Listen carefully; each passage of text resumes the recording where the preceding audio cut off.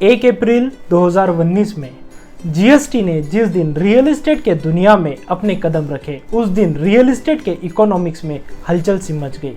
जी हाँ दोस्तों, मैं Amit Raut real estate experts आपसे आज बात करने वाला हूँ जीएसटी के बारे में। जीएसटी की दरें एक ग्राहक और बिल्डर को कितना होगी, जीएसटी का लेन देन कितना होना चाहिए।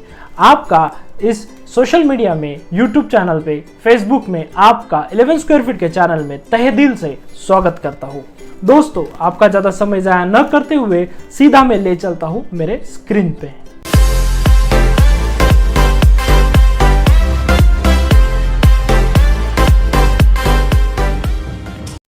सब्सक्राइब कीजिए हमारे 11 स्क्वायर फीट चैनल को और साथ ही साथ दबाइए बेल की आइकॉन को ताकि आपको मिल सके हमारी लेटेस्ट अपडेट सबसे पहले।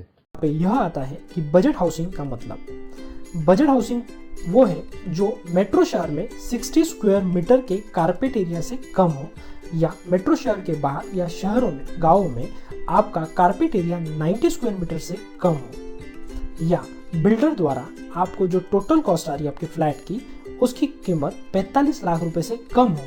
अगर ये क्राइटेरिया में आप आते हो तो आप बजट हाउसिंग की स्कीम में आते हो और आपको जीएसटी 1% तक लग सकता है।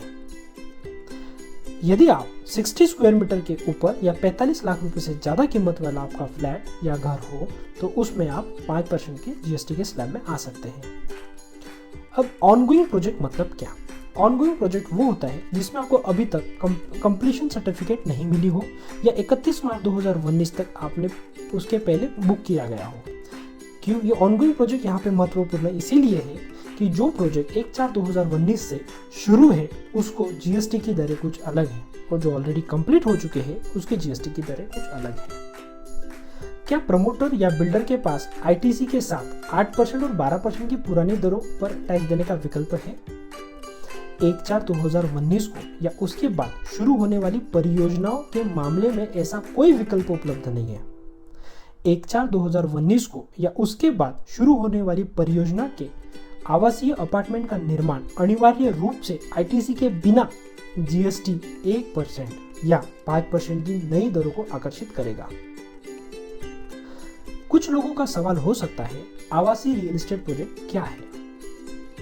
एक आवासीय रियल एस्टेट प्रोजेक्ट यानी रेसिडेंशियल प्रोजेक्ट का मतलब एक रियल एस्टेट प्रोजेक्ट जिसमें वाणिज्य यानी कमर्शियल अपार्टमेंट का कालीन क्षेत्र मतलब कारपेट एरिया 15% से अधिक ना हो। फॉर एग्जांपल 10,000 स्क्वायर फीट का अगर आपका रेसिडेंशियल प्रोजेक्ट है तो उसका 15% यानी 1500 स्क्वायर फीट से कम आपका कमर्शियल होना चाहिए।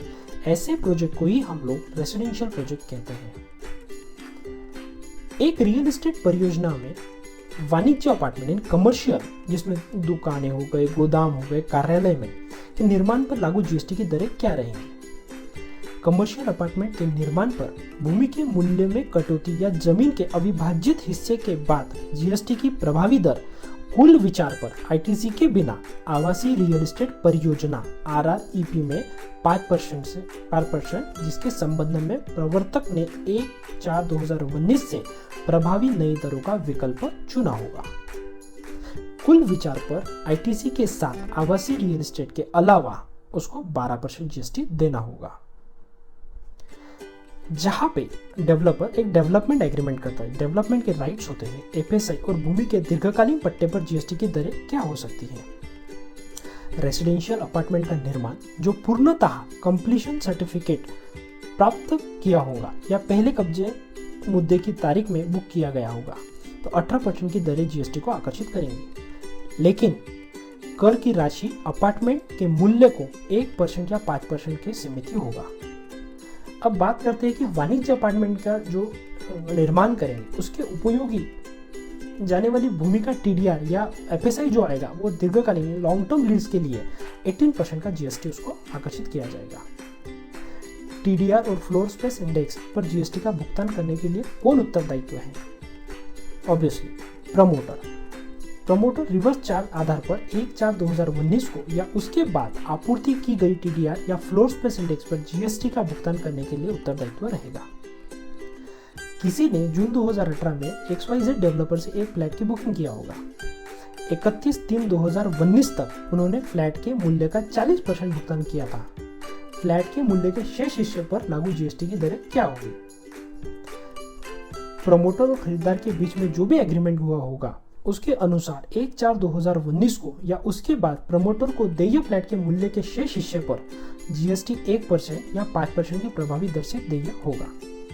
इस शर्त के अधीन बिल्डर ने 12% या 18% की पुरानी दरों पर अपार्टमेंट के निर्माण पर कर का भुगतान करने के विकल्प का उपयोग नहीं किया है। अगर XYZ डेवलपर ने एक्सरसाइज का विकल्प 10 मई 2019 तक 8% या 12% की पुरानी प्रभावी दर के कर का भुगतान करना जारी रखा है तो जीएसटी को फ्लैट के मूल्य के शेष भाग पर 8% या 12% का भुगतान करना होगा।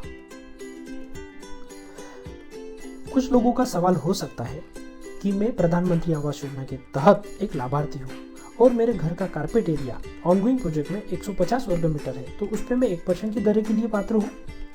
जी हाँ दोस्तों, अगर आप 1% की जीएसटी पे दर के लिए पात्र हो। कुछ लोगों का सवाल ऐसा भी हो सकता है, मैंने 1/4/2019 से पहले किस्तों पर 12% प्रभावी कर का भुगतान कर दिया है, मैं 1% या 5% की नई दर का लाभ प्राप्त करना चाहता हूँ, चाहे वह बिल्डर हो या खरीदार, जिसके पास नई या पुरानी दरों का पर कर चुकाने का विकल्प हो।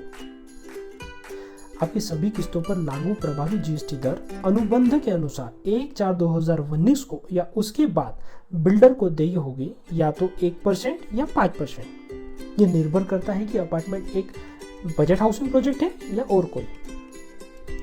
कुछ परियोजना में डेवलपर 31/3/2019 को या उसके पहले निर्माण शुरू कर दिया है, हालांकि प्रोजेक्ट में बुकिंग शुरू नहीं है। क्या ऐसी परियोजना जहां बुकिंग शुरू नहीं हुई है लेकिन निर्माण शुरू हो गया है, क्या आईटीसी के बिना 1% और 5% की नई दरों को लिए प्राप्त होगा? जी दोस्तों, एक परियोजना जिसके अपार्टमेंट के लिए बुकिंग शुरू नहीं हुई है चालू परियोजनाओं की परिभाषा के तहत कवर नहीं किया जाएगा। उसी के अनुसार एक परियोजना के रूप में माना जाएगा जो कि 1/4/2019 को या उसके बाद शुरू होती है। आईटीसी के बिना 1% या 5% की नई दरों को अधीन जैसा भी माना जाएगा। बहुत बहुत धन्यवाद दोस्तों, आप ये वीडियो मेरा अंत तक देखा। आपके मन में अगर कोई भी सवाल हो, हमारे लिए कोई सुझाव हो तो नीचे दिए कमेंट बॉक्स में जरूर लिखिएगा दोस्तों। यदि ये चैनल आपको पसंद आया तो इसको सब्सक्राइब करना ना भूलिए दोस्तों।